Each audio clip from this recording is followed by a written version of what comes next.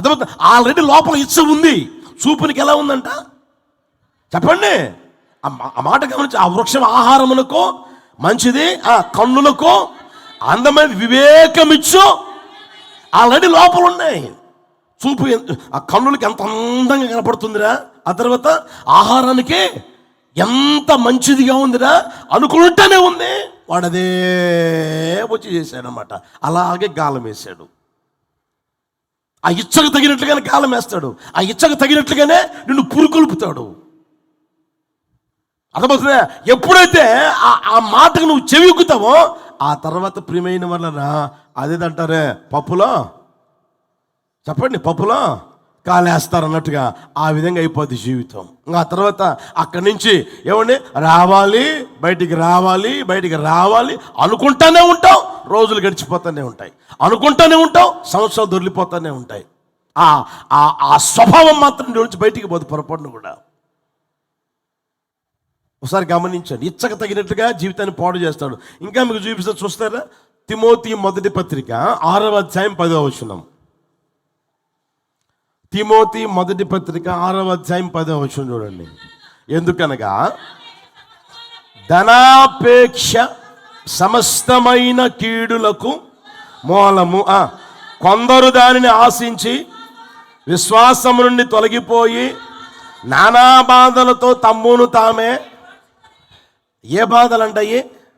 ఒక బాధ, 2 బాధల, 3 బాధల, నానా బాధలు. ఎందుకు వచ్చేరా బాబు అని అంటే అది చూడండి, ధనాపేక్ష సమస్త కీడులకు మూలం. దానిని ఆశించారంట, దాన్ని కోరుకున్నారంట, దాని మీద ఇచ్చగలిగి ఉన్నారు. ఏ రోజున చూడండి, కొంతమంది డబ్బు పిచ్చి, డబ్బు పిచ్చి, డబ్బు పిచ్చి. ఏంది? మందిరమైనా మానేస్తారు, తర్వాత ఇంటి పట్టున ఉండడమైనా మానేస్తారు. ఎక్కడికి పోయావండి అని అంటే సంపాదించడానికి పోయాలి. సరే, సంపాదించావా? క్షణం తీరిక లేదు, దైమిడి ఆదాయం లేదు. అర్థమవుతుంది? ఏ రోజున సరే సంపాదన, సంపాదన, సంపాదన, సంపాదన, డబ్బు, డబ్బు, డబ్బు, డబ్బు. 24 గంటలు ఒకవేళ నిద్ర అనేది లేకుండా దేవుడు చేస్తే 24 గంటలైనా డబ్బు కోసం పరిగెత్తాడు. అర్థమవుతుందా? ఆ పిచ్చి, ఆ ఇచ్చ నీలో ఉన్నప్పుడు ప్రియమైన వాళ్ళరా, ఆ సైతాన్ గడి చేసే పని ఏందంటే నానా బాధల చేత తమ్మును తాము ఏం చేశారంట? పొడుచుకున్నారు. తమ్మును తామే పొడుచుకున్నారంట. ఎవరు పొడవల? ఆ డబ్బు పిచ్చి అనేది సర్వనాశనం చేస్తుంది. ఆ డబ్బు పిచ్చి ఎంత దిగజారిన పనులైనా చేపిస్తుంది. అర్థమవుతుంది? ఆ మధ్య ఎవరో ఒకరు అన్నారు, ఏమని తెలిసినా, నాకు డబ్బు కావాలి, ఎవరిచ్చినా పర్వాలే, చివరికి సైతాన్ గాడు వచ్చి ఇచ్చినా పర్వాలే. ఇది ఒక పాస్టర్ గారు అన్నారంట ఆ మాట. అర్థమవుతుంది? ప్రియమైన వల్ల ఎవరిచ్చినా పర్లే, ఎలా అయినా పర్లే, నాకు డబ్బు కావాలి, సైతాన్ గాడు ఇచ్చినా పర్వాలే. అంటే ఏ స్థితిలో తీసుకుపోయింది చూడండి.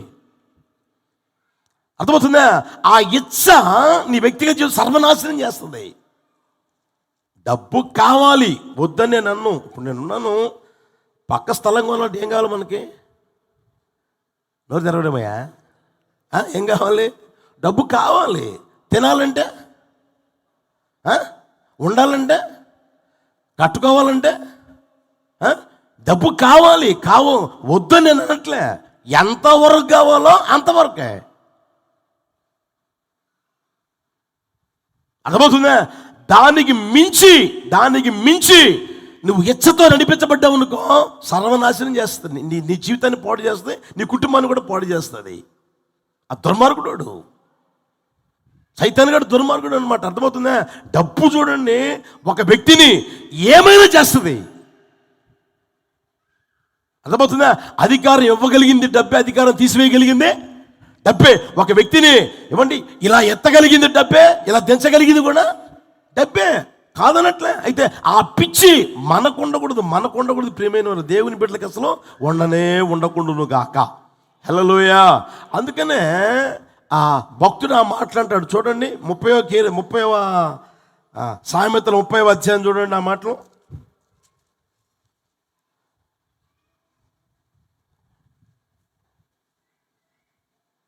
తీసారా?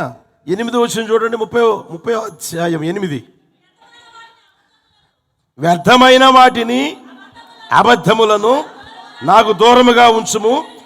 పేదరికమునైనను ఐశ్వర్యమునైనను నాకు దయచేయకము. తగినంత ఆహారము నాకు అనుగ్రహింపుము. ఎక్కువైన ఎడల నేను కడుపు నిండిన వాడనై నిన్ను విసర్జించి యెహోవా ఎవడని అందునేమో, లేక బేదనై దొంగిలి నా దేవుని నామను దూషింతునేమో. ఆయన భయం గమనించండి. ఈ భయం యేసు నామములు ఒక్కొక్కరిలో ఉండును గాక. హల్లెలూయా. అదపోతుందా? పైసలు అవసరమే, డబ్బు అవసరమే, అవసరం లేదన్నట్లే. డబ్బు పిచ్చి ఉండకూడదు, ధనాపేక్ష ఉండకూడదు, ధనం సంపాదించాలి ఇచ్చ ఉండకూడదు. కొంతమంది చూడండి, భార్య విడిచిపెడతారు, పిల్లల్ని విడిచిపెడతారు, వారు ఏం చదువుతున్నారో ఏం తింటున్నారో వాళ్ళ ఖర్చులు అంటే ఏమీ తెలియదు అనమాట. ఉదయం లేచి చాలు వెళ్ళిపోతారు. డబ్బు డబ్బు డబ్బు డబ్బు డబ్బు అంట. సంపాదించి నెత్తి మీద పెట్టుకుని పోతావా? ఎవరైనా పోయారా ఈరోజు వరకు? పోయారా? సంపాదనంతా ఏమి తీసుకుపోలేమని మొత్తం చల్లమని చెప్పిన వ్యక్తులు ఉన్నారు. అర్థమవుతుంది ప్రియమైన అన్నారా? ధనాపేక్ష, ఆ ఇచ్చ నీకు ఉండకూడదు. ఉంటే అది రోజు రోజుకి ఎక్కువైపోతానే ఉంటుంది. సాతానుగాడు ఆ విధంగా నీ దగ్గరికి వస్తాడు, నీలో దూరతాడు, నీ జీవితాన్ని పాడు చేస్తాడు. మీరు చూడండి, బైబిల్లో మీ అందరికీ బాగా పరిచయమైన వ్యక్తులు గుర్తు చేస్తా. సేవ చేస్తానంటే సేవకు తీసుకున్నాడు యేసు ప్రభు. తీసుకొని డబ్బు సంచి వాడి చేతికే ఇచ్చాడు. ఇస్కరియోతు యోధా చేతికి ఇచ్చాడు, డబ్బు సంచి ఇచ్చాడు. ఇక యేసు ప్రభుకి ఎవరన్నా కానుకలు ఇస్తే అవన్నీ ఎవరికి ఇస్తున్నాడు? యోధాకి ఇస్తా ఉన్నాడు. ఏసేది ఈయనే, సంచిలో తీసేది ఈయనే, ఏసేది ఈయనే, తీసేది ఈయనే. ఏమండి, ఎంత అవసరమో తెస్తాడు, ఎంత వచ్చినా అందులో వేస్తానే ఉంటాడు. ఎప్పుడు డబ్బు సంచి చేతిలో ఉంది కదా, అరే ఉన్న డబ్బు మనకు సరిపోతుంది అనుకున్నాడా? అనుకోకుండా ఏం చేశాడు? ఏమండి, చివరికి యేసు ప్రభుని అప్పగిస్తే ఇంకెంత డబ్బు వస్తుందో అని పోయి బేరం పెట్టాడండి. ఆ తర్వాత అప్పగించాడండి. ఆ తర్వాత మీరు చూడండి, సంపాదించిన డబ్బు లేదా అతని దగ్గర ఉన్న డబ్బు సంచి ద్వారా బాగుపడ్డా? దీవించబడ్డా? ఇంకనూ ఆశీర్వాదం పొందాడా? ఇంకనూ ఏమండి ఫలించాడా అని అంటే ఇంకనూ ఫలించలేదు, ఇంకనూ బాగుపడలేదు, ఇంకనూ దీవించబడలేదు. పోయాడు, ఉరి పెట్టుకొని చచ్చిపోయాడు. కడుపగి పేగులు బయటకు చనిపోయాడంట. దానికి కారణం ఎవరు? యేసు ప్రభువా? దానికి కారణం ఎవరు? గమనించిన ప్రియమైన వాళ్ళన్నా, యేసు ప్రభు చెప్పిన మాట ఏంది? మీరు అపోస్తులురా, మిమ్మల్ని అపోస్తులుగా చేశానరా, మీకు పరలోకంలో 12 సింహాసనాలు వేస్తాను, 12 సింహాసనాల మీద కూర్చోండి, 12 గోత్రికులకు మీరు తీర్పు తీరుస్తారు, సింహాసనం మీద కూర్చోండి, తీర్పు తీరుస్తారు అన్నాడు. అర్థమవుతుందా? అపోస్తులత్వం ఇచ్చాడు, సింహాసనం ఇచ్చాడు, అధికారం ఇచ్చాడు. ఇంత చేస్తే అవన్నీ వీడు ఒక్కడు పోగొట్టుకున్నాడు. యోధా పోగొట్టుకున్నాడు. కారణం ఏంటి? డబ్బు పిచ్చి. డబ్బు కావాలి, అవసరమే, డబ్బు అవసరమే. అయినా సరే ప్రియమైన వాళ్ళరా, దాని విషయమే జాగ్రత్తగా ఉందము గాక. ఆ తర్వాత మీరు చూడండి ప్రియమైన వాళ్ళరా, మీరు గమనిస్తే గెహజీ ఉన్నాడు, ఎలీషా దగ్గర సేవ చేస్తున్న వ్యక్తి, అసిస్టెంట్ పాస్టర్ ఉండి సేవ చేస్తూ ఉన్నాడు. సేవ చేస్తూ ఉన్న వ్యక్తి సేవలో ఉండొచ్చు కదా. ఎవడో వచ్చాడు బాగుపడదామని, బాగుపడ్డాడు. వెళ్ళిపోయేటప్పుడు, అయ్యా ఇదిగో ఈ వస్త్రాలు ఇస్తా ఉన్నాను, మా డబ్బు ఈ మణిమాణిక్యాలు ఇస్తున్నారు, తీసుకోయానంటే అవి నాకెందుకురా, నువ్వు తీసుకుపోరా అన్నాడు. నాకు అవసరం లేదు, పోరా అన్నాడు. ఈడేమో నేను తెచ్చుకుంటా అని అంటూనే ఏమంటే సాతాను గడ్డ వాడి మనసులో ప్రేరేపణ కలుగు చేస్తే రథం ఎక్కడైతే ఉందో అక్కడ దాకా పరిగెత్తుకుంటా పోయి అక్కడ అబద్ధాలు చెప్పి ఏమంటే ఆ తర్వాత మొత్తం మీద ఇచ్చాడు. ఎందుకంటే గురువుగా తెలుసు కదా, అర్జెంట్ అవసరం వచ్చింది అని అంటే వింటారు కదా, అందుకని తెచ్చుకున్నాడు. సరే ఇంట్లో పెట్టుకొచ్చుకున్నాడు. బాగుపడ్డా? దీవించబడ్డా? ఇంకా ఆశీర్వదించబడ్డా? ప్రభువు ప్రియమైన వాళ్ళరా, మన జీవితంలో కోరుకునేది తెలిసిన ఇంకనూ దీవించబడాలి. హల్లెలూయా. ఇంకనూ ఆశీర్వదించబడాలి, ఇంకనూ బహుగా ఫలించాలని దేవుడు ఎప్పుడు కోరుకుంటాడు ప్రియమైన వారు. అయితే దానికి విరోధంగా సాతానుగాడు ఏం చేస్తే తెలిసిన ఇచ్చల్లోనికి తీసుకుని వెళ్ళిపోతాడు, ఇచ్చల్లోనికి తీసుకుని వెళ్ళిపోతాడు. అప్పుడు జీవితం పాడైపోతుంది. అవ్వాదం జీవితం ఆ పని చేశాడు, గేహజీ జీవితం ఇట్లా చేశాడు, ఏమంటే తర్వాత యోధా జీవితం ఆ విధంగా చేశాడు. ఇంకా ఒకటి మీకు చూపిస్తాను చూడండి. రాజుల మొదటి పుస్తకం 11వ అధ్యాయం మొదటి నుంచి చూడండి. రాజుల మొదటి పుస్తకం 11వ అధ్యాయం మొదటి నుంచి. మోయాబీయులు, ఎదోమీయులు, అమ్మోనీయులు, సీదోనీయులు, హిత్తీయులు అను జనులు మీ హృదయమును తమ దేవతల తట్టు త్రిప్పుదురు గనుక. దేవుడు స్పష్టంగా చెప్పాడు, వారితో సహవాసము చేయకూడదనియు వారిని మీతో సహవాసము చేయకూడనియదనియు. అరే అబ్బాయి, మీరేమో వాళ్ళు జోరుబారు, మీరేమో జాగ్రత్తగా ఉండాలనుకుంటారు, వాళ్ళే మీ దగ్గరికి వస్తూ ఉంటారా. మీరు సహవాసం చేయరు, వాళ్ళు చేద్దామని వస్తూ ఉంటారు. అప్పుడైనా సరే మీరు సహవాసము చెయ్యనీయకండి. ఎందుకు తెలిసినా తమ దేవతల తట్టు మీ హృదయాన్ని, నీ మనసుని త్రిప్పుతారు అని ముందుగానే చెప్తే, దేవుడు చెప్తే చూడండి. రాజైన సొలొమోను ఫరో కుమార్తెను కాక ఆ జనులలో ఇంకా అనేక మంది, ఆ జనుల్లో ఇంకా ఐగుప్తు ఫరో కుమార్తె కాక ఆ జనులలో ఇంకా అనేక మంది పరస్త్రీలను మోహించి వారిని ఉంచుకొనుచు వచ్చును. అతనికి 700 మంది రాజకుమార్తెలైన భార్యలు, 300 మంది ఉపపత్తులు కలిగి ఉండిరి. అతని భార్యలు అతని హృదయాన్ని ఏం చేశారంట? అతని హృదయాన్ని త్రిప్పివేశారంట. ఎవరు సొలొమోను? ఎంత భక్తి కలిగిన వాడు, ఎంత భయం కలిగిన వాడు, ఎంత తండ్రి చోటుని పిల్లవాడు, ఎంత తల్లి చోటుని పిల్లవాడు. తండ్రి కూర్చోబెట్టి చెప్పాడు, నా కుమారుడా, నువ్వు దేవుని ఆజ్ఞలను తూచా తప్పకుండా పాటించు, అప్పుడు నిన్ను ఆశీర్వదిస్తాడు, వర్ధిల్ల చేస్తాడు. నిన్ను ఆయన విసర్జించకుండా ఆయన నిన్ను నడిపిస్తాడు, ఇంకా నువ్వు ఆశీర్వదిస్తాడు, నీ రాజ్యం వర్ధిల్లుతుంది అని ఇన్ని మంచి మాటలు చెప్తే తల ఊపి ఊపి ఊపి రోజులు గడవగా అతని లోనికి ఏ పిచ్చి వచ్చిందో చూడండి. అర్థమవుతుందా? ఎంతమంది చూడండి అక్కడ. మీరు ఇంకా మీకు చూపిస్తే పరమగీతాలకు పోతే ప్రియమైన వాళ్ళరా, ఈయన గారు 700 మంది రాజకుమార్తెలైన భార్యలు, 300 మంది అంటే 1000 మంది. అప్పటికి 1000 మందిని మెయింటైన్ చేస్తా ఉన్నా పరమగీతాల్లోకి పోతే అక్కడ రాయబడిన మాట తెలిసినా ఇంకా ఒకటి కనిపించలేదే నాకు. ఏది ఈయన మనసుకు నచ్చింది, ఏమండి ఈయన ఆలోచనలకు సంబంధించింది, ఏమండి ఈయన కోరుకున్నట్లుగా ఈయన ఆలోచించినట్లుగా కనిపించే ఒకటి కనిపించలేదంట. అంటే ఇంకా ఎదురు చూస్తూనే ఉన్నాడు. అతని జీవితం ఎంత పాడు తిప్పగా మార్చుకున్నాడో గమనించిన ప్రియమైన వాళ్ళరా. దేవుడు చెప్పాడు ఏంటి, ఆ స్థితిలోనికి పోయిన తర్వాత కూడా హెచ్చరించాడు. మీరు చూడండి అక్కడే 10వ వచనం గమనించండి. ఇతర దేవతలను వెంబడింపవలదని అతనికి ఆజ్ఞాపించినను సొలొమోను హృదయము ఆయన యుద్ధ నుండి తొలగిపోయెను. యెహోవా తనకిచ్చిన ఆజ్ఞను అతడు గైకొనకపోగా. చూడండి ఏ స్థితిలోనికి వచ్చాడో గమనించని ప్రియమైన వాళ్ళ. మనిషి అన్న తర్వాత మానవత్వం అనేది ఉంటుంది కదా, అర్థమవుతుందా? మనిషి అన్న తర్వాత మానవత్వం అనేది ఉంటుంది కదా. ఇప్పుడు మానవత్వం కూడా మంట కలిసిపోయింది. ఎంత దయనీయమైన ప్రశ్నలకు వెళ్ళిపోయాడు గమనించండి. ఇది ఒకప్పుడు రాజ్యాన్ని పరిపాలించే రాజు, వెలిగిన రాజు. అలా ఎలా మారిపోయాడు అంటే చేసుకున్న భార్యలు ఏం చేశారంట చెప్పండి, హృదయాలని మార్చేశారంట.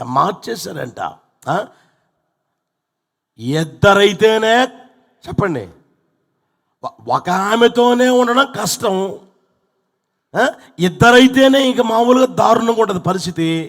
అవునా కదా? ఇప్పుడు 1000 మంది అంటే ఇంకెట్టుంటుంది పరిస్థితి ఆలోచన చేసుకోండి మీరే. ఇంత దారుణంగా ఉంటుంది గమనించండి. ఆయన ఎంత హృదయం ఏమంటే మార్చబడిపోయిందో గమనించండి. కారణం ఏంటి తెలిసిన? ఆయనలో ఉన్న ఇచ్చ. ఆ ఇచ్చ అనేది లేకపోతే ఆ స్థితిలోకి వెళ్ళిపోయేవాడు కానే కాదు. ఆ ఇచ్చను బట్టి సాతానుగాడు ఏం చేస్తాడంటే నాశనం చేస్తూ ఉంటాడు. అది ఏ ఇచ్చ అయినా సరే, నీలో ఏ ఇచ్చ అనేది ఉంటుందో ఆ ఇచ్చను బట్టి సాతానుగాడు నేను నాశనం చేయాలని చూస్తూనే ఉంటాడైతే దేవుడు ఎవరై అంటే నిన్ను కట్టేవాడు, నిన్ను ఆశీర్వదించేవాడు, నిన్ను దీవించేవాడు, ఇంకా ఎక్కువగా ఫలించాలని కోరుకునే దేవుడు. యేసయ్యకి మహిమ కలుగును గాక. హల్లెలూయా. ఈ రోజున ఈ మాటలు మీరు జాగ్రత్తగా ఆలకించగలిగితే మీకు దీవెనకరంగా మార్చబడును గాక. హల్లెలూయా.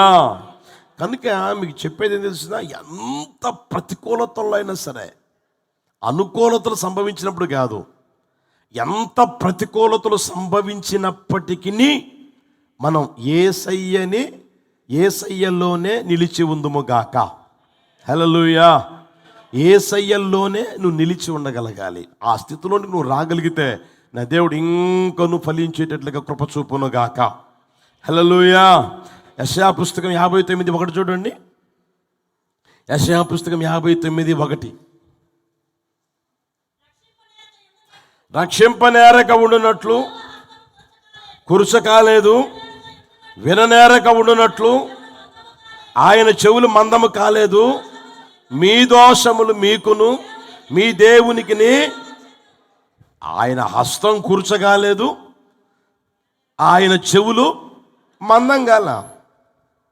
కార్యం చేసేదానికి ఆయన హస్తం కురుచగాలేదు, చేసిన ప్రార్థన వినకుండా ఉండేదానికి ఆయన చెవులు మందమేమీ కాల. అర్థమవుతుందా?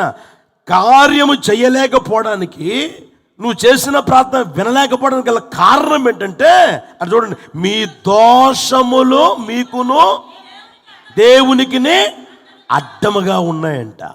ఆ అడ్డముగా ఉన్న దోషాలు తొలగించుకుందుము గాక. హల్లెలూయా. అవి నువ్వు ఎరిగి ఏ ఇచ్చ నీ జీవితాన్ని పాడు చేసిందో, పాడు చేస్తుందో, ఏమంటే ఏ పరిస్థితుల్లో నీ వ్యక్తిగత జీవితం నడిపించబడుతుందో కాస్త గుర్తెరిగి అందులో నుంచి బయటికి వచ్చుదువు గాక. హల్లెలూయా. అప్పుడు నా దేవుడు నిశ్చయముగా బహుగా ఫలించేటట్లుగా కృప చూపునుగాక. అందరి మీద ఆ కృపను కుమ్మరించునుగాక. రెండో మాట చూద్దామో చూడండి. 15వ అధ్యాయం 5వ వచనం. క్షమించండి, యోహాను సువార్తమానం 15:5. అందరు తీయండి.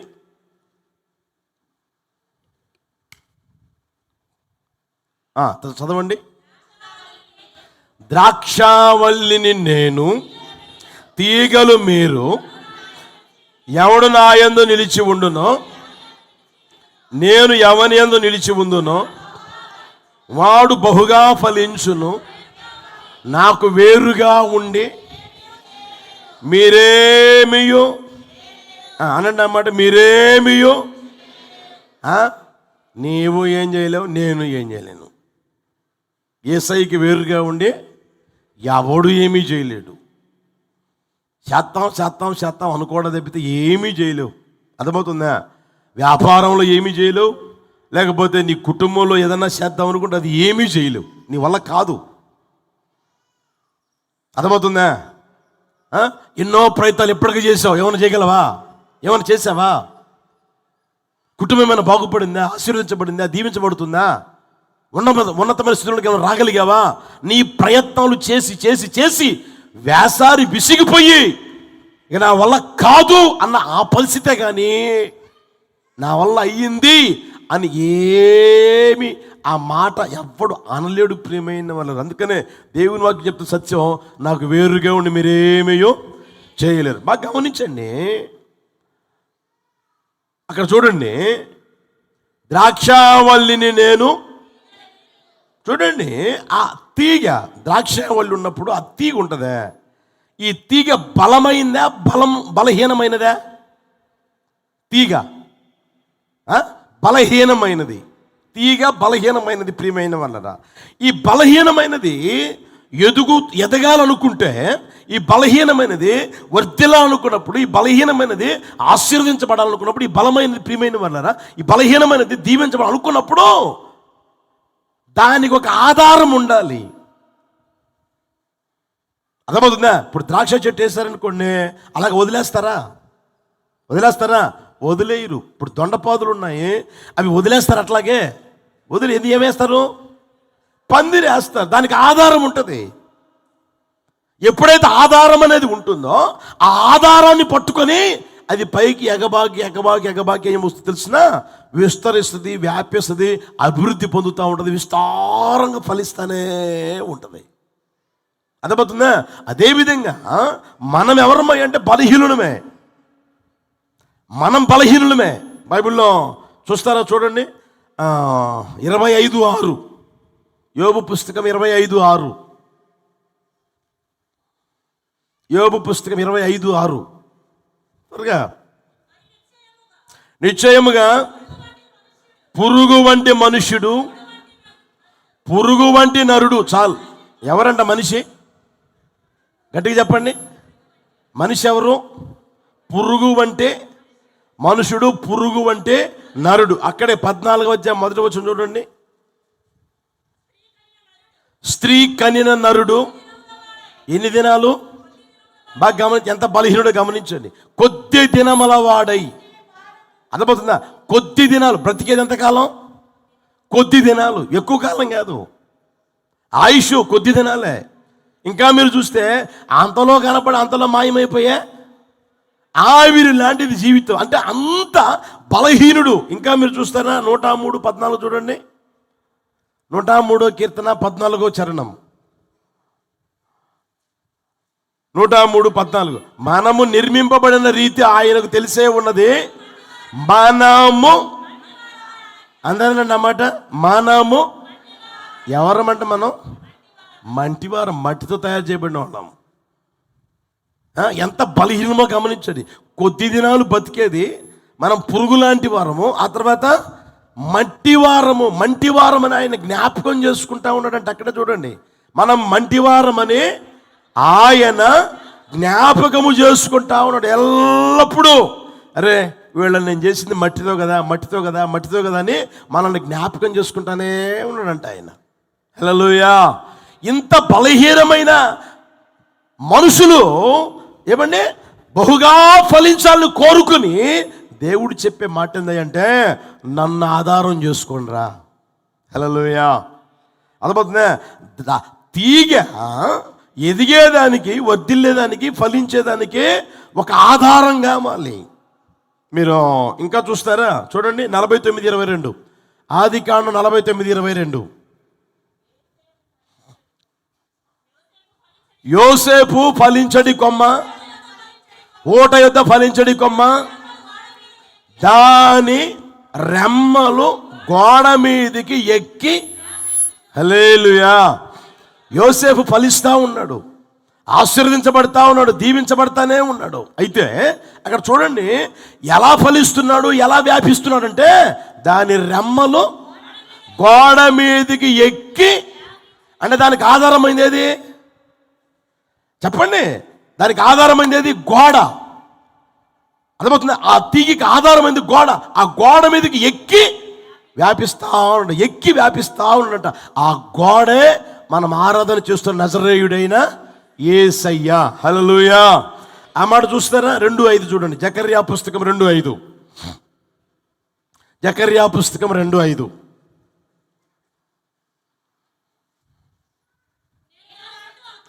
నేను దాని చుట్టూ అగ్ని ప్రాకారముగా ఉందును. ప్రాకారము అంటే గోడ. అర్థమవుతుందా? నేను దాని చుట్టూ అగ్ని ప్రాకారముగా ఉందును. ఆ ప్రాకారమే గోడ. ఇప్పుడు ఈ చెట్టు ప్రియమైన వాళ్ళ, ఆ తీగ గోడ మీదికి ఎక్కి ఎక్కకపోతే వ్యాపించలేదు. ఆ గోడను ఆధారం చేసుకుంటుంది అది. అదేవిధంగా మన జీవితంలో మనం యేసయ్యని ఆధారం చేసుకుందుము గాక. హల్లెలూయా. మొదటిది యేసయ్యలో నువ్వు నిలిచి ఉండాలి. రెండవది ఆయన నీకు ఆధారమై ఉండును గాక. ఆయనను ఆధారం చేసుకుందువు గాక. నీ వ్యక్తిగత జీవితంలో నా తండ్రి ఆధారం అండి, మా తల్లి ఆధారం అండి, మా బంధువుల ఆధారం అండి, నా కులస్తులు నా మతస్థుల ఆధారం అండి అని అంటే వాళ్ళు ఎన్ని రోజులు ఆధారంగా ఉంటారు? నీకు ఎంతకాలం ఆధారంగా ఉంటారు? అర్థమవుతుందా? ఎంతకాలం ఆధారంగా ఉంటారు, ఎన్ని రోజులు ఆధారంగా ఉంటారు, దాన్ని గుర్తెరుగుదువుగాక. యేసయ్యనుకో ఎల్లవేళ నీకు ఆధారమై ఉండునుగాక, ఎప్పుడు నీకు ఆధారమై ఉండునుగాక. నీ బాధలైనా, శ్రమలైనా, వేదనలైనా, నువ్వు కుమిలిపోతున్న పరిస్థితులైనా, దిగులు పడుతున్న పరిస్థితుల్లోనైనా, అది ఏ విషయంలోనైనా ఆయన నీకు ఆధారమై ఉండునుగాక. ఆయన నీకు ఆధారమై ఉంటే నువ్వు ఎలా మారిపోతున్నా మరి ఎక్కువగా ఫలించునుగాక. మరి ఎక్కువగా మీరు ఫలిస్తానే ఉండగలగాలని ప్రియమైన వాళ్ళరా, మనం ఫలిస్తానే ఉండగలగాలని యేసయ్య మన మీద ఆశ పెట్టుకొని ఉన్నాడు. ఇంకా ఎక్కువగా ఫలించాలి, ఇప్పుడు చాలు చాలు చాలు అని నువ్వు అనుకోవడం కాదు. ఆయన ఆశ ఏంటంటే ఇంకా మీరు ఫలించాలి. ఎప్పుడంటే ఆయన్ని నువ్వు ఆధారం చూసుకోగలగాలి. అట్టి కృప ప్రభువును గ్రహించునుగాక. బైబిల్లో మీరు చూస్తారా, చూడండి, పరమగీతాలు 8:5. పరమగీతాల పుస్తకం 8:5 చూడండి. తన ప్రియుని మీద ఆనుకొని అరణ్య మార్గమున వచ్చునది యవతే. తన ప్రియుని మీద ఆనుకొని అరణ్య మార్గమున వచ్చునది యవతే. ఆ మాట గమనించింది. అక్కడ అరణ్య మార్గమున వస్తా ఉన్నారు. ఎలా వస్తున్నారు అంటే తన ప్రియుని మీద ఆనుకొని వస్తా ఉంది. అర్థమవుతుందా?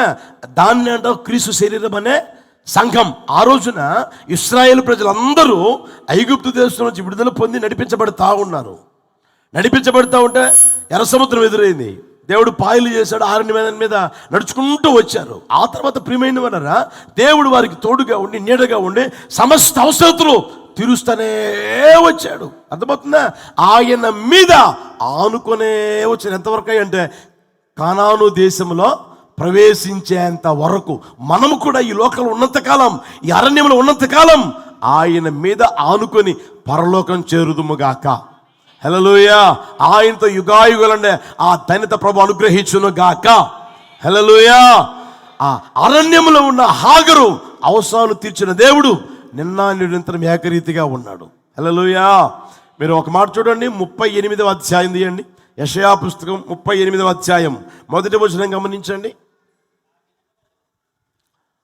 అందరు తీస్తారా? అందరు తీయండి. యెషయా పుస్తకం 38:1. ఆ దినములలో హిజ్కియాకు మరణకరమైన రోగము కలుగగా ప్రవక్తయు ఆమోజు కుమారుడు యెషయా అతని యొద్దకు వచ్చి, నీవు మరణమవుచున్నావు, బ్రతుకవు గనుక నీవు నీ ఇల్లు చక్కబెట్టుకొనుమని యెహోవా సెలవిచ్చుచున్నాడని చెప్పగా, సేవకుడు వచ్చి హెచ్చరించాడు ఆ రాజ్యాన్ని పరిపాలిస్తున్న రాజుని, నీ ఇల్లు చక్కబెట్టుకో, నువ్వు చనిపోబోతా ఉన్నావు అని అంటే, అతగాడు చూడండి, అతడు తన ముఖమును గోడ తట్టు తిప్పుకొని యథార్థ హృదయుడనై సత్యముతో నీ సన్నిధిని నేనెట్లు నడుచుకుంటునో, నీ దృష్టికి అనుకూలముగా సమస్తం నేనెట్లు జరిగించితినో కృపతో.